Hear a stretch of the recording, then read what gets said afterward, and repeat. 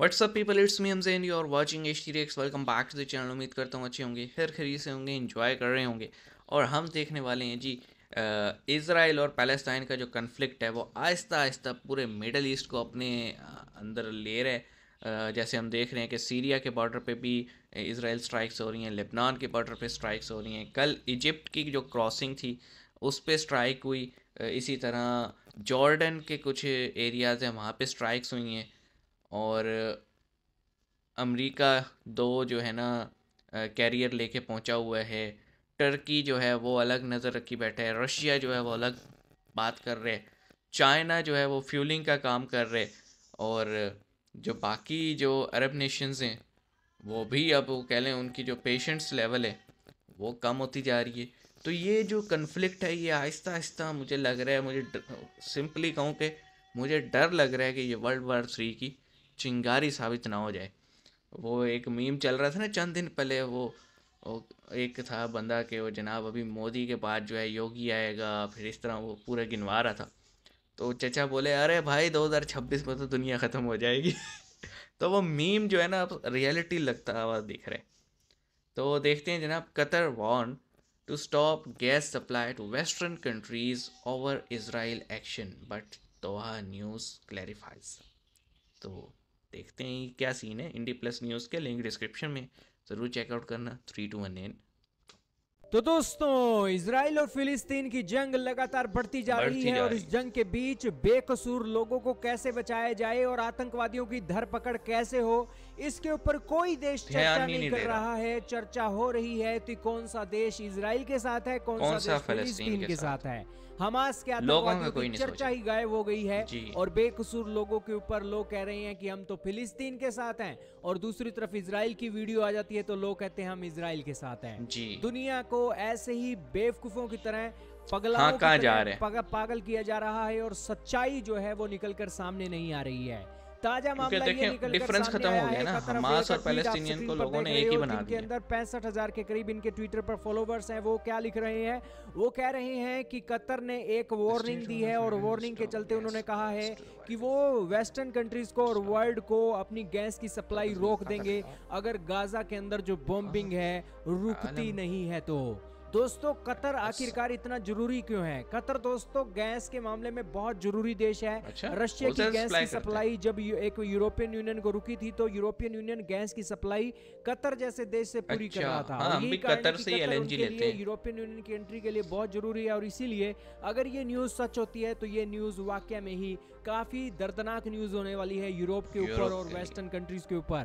दोस्तों, कतर का इजराइल के साथ कोई बातचीत नहीं है। यही कारण है कि कतर यहाँ पर प्रेशर बिल्डअप करना चाहता है और कतर आखिरकार इतनी बड़ी धमकी दे क्यों रहा है और इसकी सच्चाई क्या है? दोस्तों, कतर में ही ऑफिस है ना हमास का भी। अंदर ही दोस्तों हमास के जो बड़े लीडर हैं वो रहते हैं, सेफ गार्ड किए गए हैं। जैसे पाकिस्तान के अंदर आतंकवादी रहते हैं ना, वैसे ही कतर के अंदर भी हमास के आतंकवादी रहते हैं। कतर दोस्तों हमास के आतंकवादियों की फुल सपोर्ट करता है। लेकिन जहां तक बात है इस खबर की कि क्या वाकई में कतर ने एक वार्निंग दी है, तो इसके ऊपर दोस्तों दोहा न्यूज के आर्टिकल से हमें पता लगा कि ये जो न्यूज है ये एक फेक न्यूज है। कतर ने ऐसी कोई भी धमकी नहीं दी है। और कतर के जो अमीर हैं, ये बेसिकली जिनकी तस्वीर आप देख रहे हो स्क्रीन पर, इनकी लगातार बातचीत चल रही है अमेरिका के साथ और वेस्टर्न कंट्रीज के साथ। इनके जो लीडर हैं बातचीत कर रहे हैं और देख रहे हैं कि इस मसले को कैसे सुलझाया जाए। और ये जो अकाउंट जो हैं आपके सामने ट्विटर पर चल रहे हैं जो ऐसी फेक न्यूज चला रहे हैं, तो इनके ऊपर दोहा न्यूज ने कहा कि ये जो एक अकाउंट्स हैं वो UAE के प्रोपेगेंडा मशीन है और UAE वाले ये सारा काम कर रहे हैं। दोस्तों, भले ही ये फेक न्यूज किसी ने चलाई हो UAE के ऑफिशियल अकाउंट ने, लेकिन अगर ये सच्ची होगी में दम जरूर है। कतर दोस्तों एक मुस्लिम देश है लेकिन ये आतंकी गतिविधि करने में नंबर 1 देश है। कतर के अंदर की ये वीडियो आप देख लीजिए जिसके अंदर हमास के जो आतंकवादियों के लीडर हैं वो यहाँ पर कतर के ही न्यूज़पेपर अल जजीरा की वीडियो देख रहे हैं जिसके अंदर हमास के आतंकवादी अल जजीरा ही 24 घंटे कवरेज कर रहे हैं। वहाँ पर ये हंस रहे हैं। कतर की धरती पर बैठकर हमास के आतंकवादियों की सेवा कतर इस तरीके से करता है जैसे कोई इन लीडरों का कर्जा कतर ने देना हो। यही कारण है कि कतर को एक आतंकवादी मुल्क कहें तो कोई गलती नहीं होगी।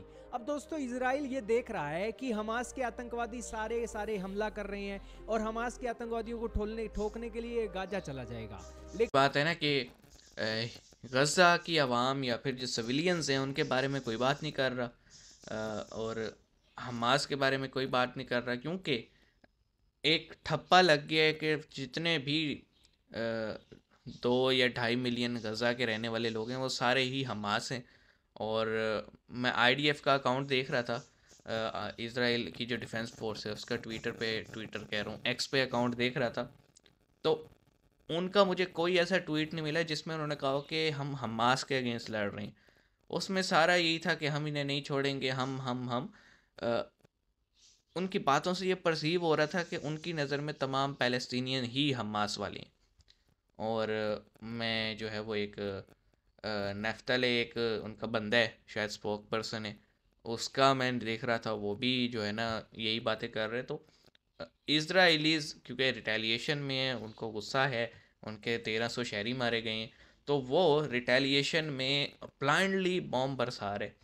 और हमास जिन्होंने ये अटैक कैरी आउट किया था वो अंडरग्राउंड हुए पड़े हैं, और फ्रंट पे बेचारे जो है ना गज़ा की आवाम मारी जा रही है। मैं देख रहा था यार, 4-4 साल 5-5 साल के बच्चे हैं जो कि मलबे से इमारतों के निकाले जा रहे हैं, और सीरियसली इतनी उनकी बॉडीज़ डैमेज हुई हुई थी ना बॉम्ब से, और जो रबल आगे गिर रहा था उससे क्रश थे, बिल्कुल पहचान में भी नहीं आ रहे थे, और वो ऐसे लाइन लगी हुई थी उन बच्चों की। तो मेरा सिर्फ यही सवाल है यार, टेररिस्ट को मारो, हमज़ा ताहिर आपको सपोर्ट करेगा, खुल के करेगा, चाहे मुझे मदरसों से 10 गालियाँ ही क्यों ना पड़ जाएं। लेकिन जब सिविलियन मारा जाता है तो हमें उतनी ही शिद्दत से बात करनी चाहिए जितनी शिद्दत से हम इज़राइलीज़ के लिए बात कर रहे हैं, उतनी ही शिद्दत से हमें पैलेस्टीनियंस के लिए भी बात करनी चाहिए। मेरा अगर आप एक्स अकाउंट मेरा देखें तो जब ये अटैक हुआ था मैंने तब भी इसको अपोज़ किया कि ये इज़राइली सिविलियंस का इसमें कोई कसूर नहीं था जो उनको निशाना बनाया गया, और अब जो पैलेस्टीनी सिविलियंस हैं उनका भी कोई कसूर नहीं है जो उनको निशाना बनाया जा रहा है। तो वो कहते हैं ना, 2 हाथियों की लड़ाई में चींटियाँ मारी जा रही हैं। तो मिलते हैं नेक्स्ट वीडियो में, अपना ख्याल रखिएगा, सी यू गाइस।